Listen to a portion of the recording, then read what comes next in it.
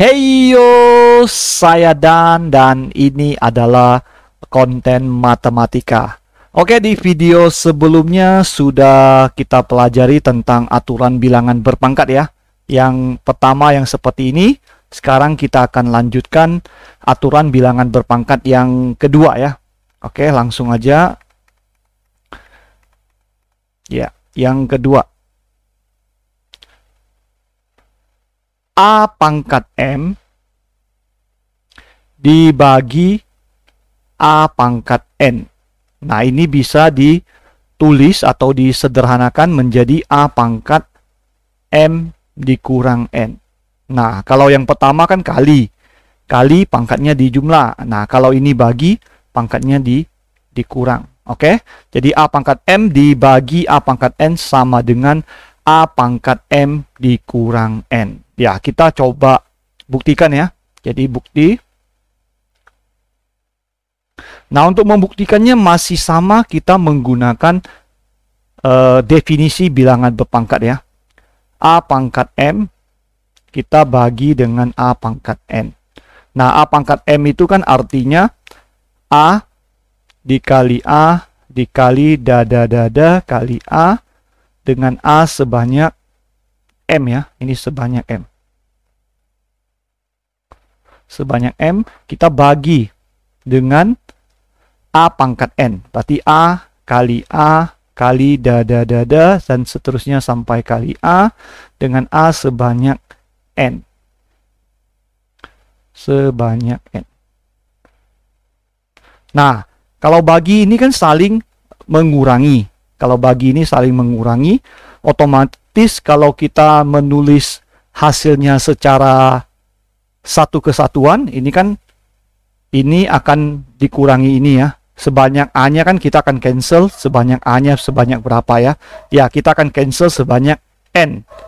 Ya, jadi kalau ini kita tulis dalam satu urutan, berarti ini akan menjadi A kali dan seterusnya kali A dengan A-nya sebanyak, ya, pengurangannya ya, sebanyak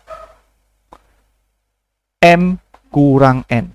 Ya, karena sudah kita cancel sebanyak N. Jadi sudah hilang atau sudah habis ya. Sisa satu itu sebanyak N ya. Jadi M kurang N. Berarti ini kalau A kali A seterusnya sampai kali A sebanyak M pangkat N, M kurang N, maka ini bisa kita tulis A pangkat M kurang N.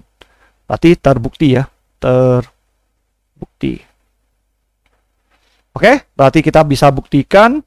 Jadi A pangkat M dibagi A pangkat N itu sama dengan A pangkat M kurang N. Nah, di sini kalau kita melanjutkan lagi, kita bisa mendapat beberapa bentuk lagi ya.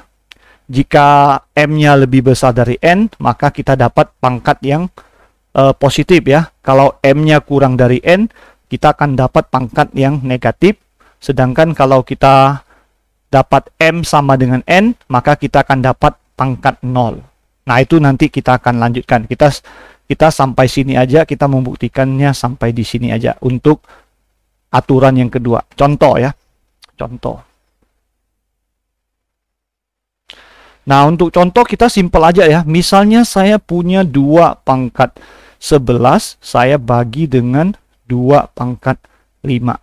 Nah, sesuai aturan, kita bisa mengerjakannya adalah 2 pangkat 11 dikurang 5, yaitu 2 pangkat 6. Nah, kalau misalnya mau dihitung, ya silakan 2 pangkat 6, nilainya berapa? Ini perintahnya adalah sederhanakan. Sederhanakan.